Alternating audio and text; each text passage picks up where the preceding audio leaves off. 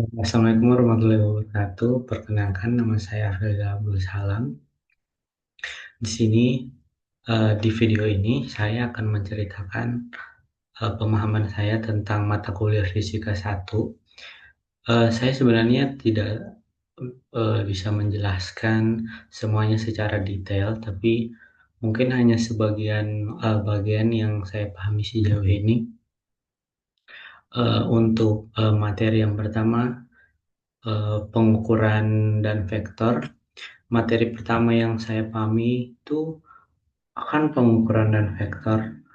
Jadi pengukuran itu intinya adalah memberi angka dan satuan pada suatu besaran. Jadi misalnya panjang dalam meter atau waktu dalam sekon.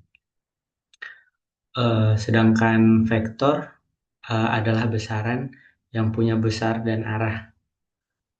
Contohnya itu perpindahan dan gaya. Mungkin saya belum terlalu mendalami vektor secara menyeluruh atau mungkin nggak terlalu paham tentang vektor, tapi yang saya pahami itu bahwa arah itu sangat berpengaruh.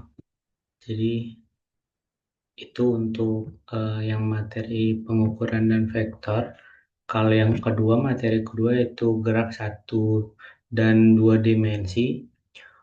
Untuk gerak satu dimensi, contohnya benda yang bergerak seperti mobil di jalanan lurus, yang diperhatikan biasanya kan eh, jaraknya, kecepatannya, dan juga percepatan.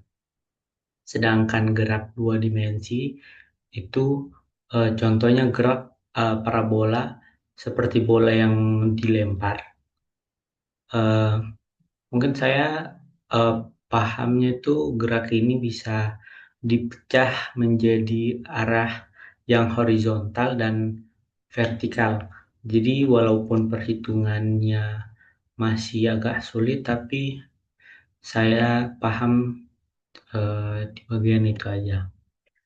Kalau yang materi ketiga itu hukum Newton. Hukum Newton kan menjelaskan tentang hubungan antara gaya dan gerak. Yang paling saya ingat itu kalau ada gaya, maka benda bisa berubah kecepatannya. Jadi kalau nggak ada gaya, kecepatannya itu tidak bisa berubah. Seingat saya itu seperti itu. Dan saya juga eh, ingat dan paham kalau gaya total nol berarti benda bisa diam atau bergerak lurus beraturan. Yang materi keempat yaitu usaha dan energi kinetik. Jadi eh, yang saya pahami itu usaha dalam fisika hmm, berarti kerja sehari-hari, tapi terjadi kalau ada gaya dan semisal ada perpindahannya gitu. Kayak energi kinetik kan itu energi karena gerak. Jadi semakin cepat benda bergerak, semakin besar energi kinetiknya. Jadi eh, saya cuman ingat konsepnya. Kalau untuk rumusnya mungkin saya agak-agak lupa. Kalau yang kelima, materi kelima itu kekekalan energi. Materi ini menurut saya eh, mungkin cukup masuk akal karena energi kan eh, nggak bisa diciptakan atau dimusnahkan, hanya hanya saja berubah bentuknya saja gitu. Jadi misalnya energi potensial bisa berubah menjadi energi kinetik saat benda jatuh. Jadi saya cuma paham konsep ini walaupun memang belum terlalu paham atau lancar menghitung ya kasus-kasus yang mungkin agak kompleks. Di materi keenam yaitu momentum linier. Momentum kan eh, kalau nggak salah berkaitan dengan massa dan kecepatan. Jadi benda yang masanya besar dan bergeraknya cepat, itu jadi punya momentum besar. Jadi saya tahu kalau dalam sistem tertutup, jadi momentum itu bisa kekal. Misalnya em, peristiwa tumbukan, walaupun ya belum terlalu paham untuk menyelesaikan eh, contoh-contoh soalnya atau yang lainnya. Yang ketujuh, rotasi.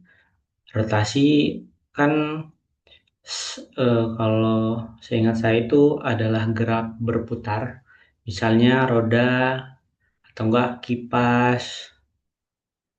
Jadi ada konsep eh, kayak torsi dan momen inersia jadi satu. Jadi yang saya pahami itu bahwa semakin besar hambatan putarannya, semakin sulit juga benda untuk berputar. Tapi kalau untuk perhitungannya, saya agak kurang.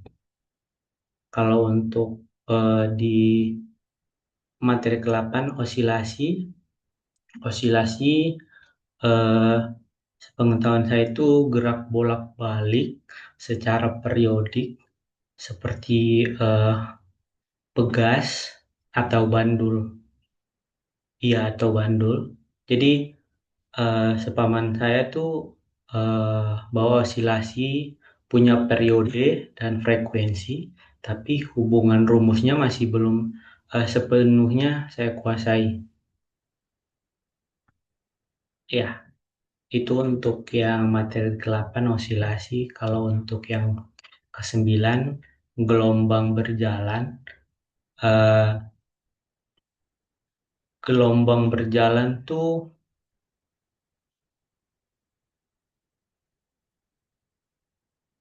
gelombang yang merambat merambat.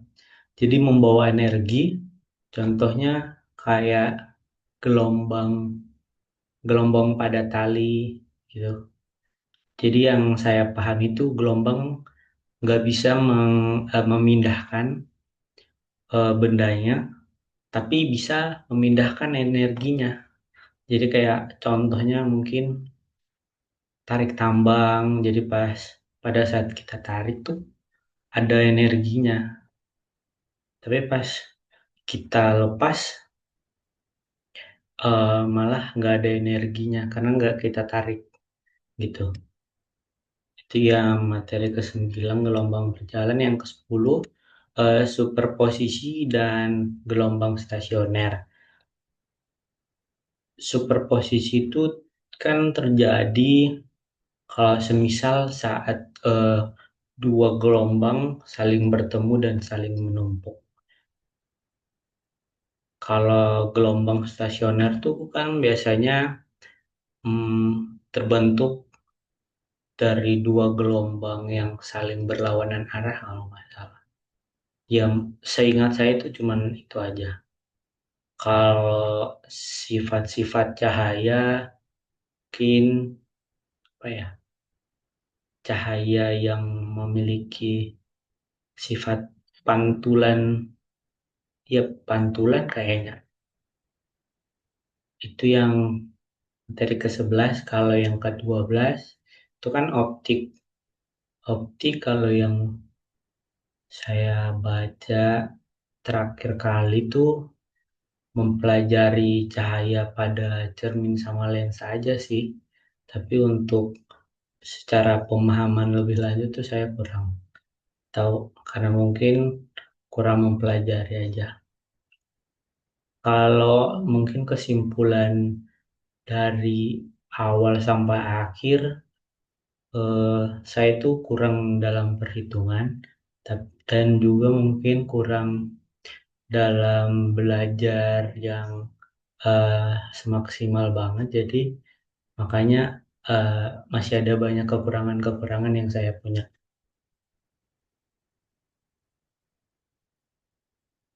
Mungkin itu saja video penjelasan atau cerita dari saya.